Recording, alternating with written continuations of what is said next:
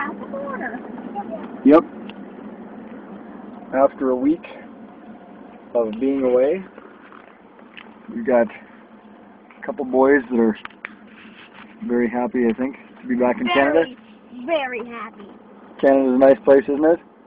Yeah, I'm happy about the marble set. You're happy about what? The marble set. Oh, the marble set, yes. I can't wait to get home and rebuild it. That sounds cool. Doors. Well, There's a drill. I can't wait to pull into Lethbridge and get Tim Hortons. Because they just don't make good coffee in the States. I mean, we're down through Montana, maybe in some places where they got Dunkin' Donuts, but certainly not in Montana. I threw out several coffees that I bought hoping it was good. So, anyhow, back to Canada, back to the land of the free, home of the farmer. Well, the farmer. Dad!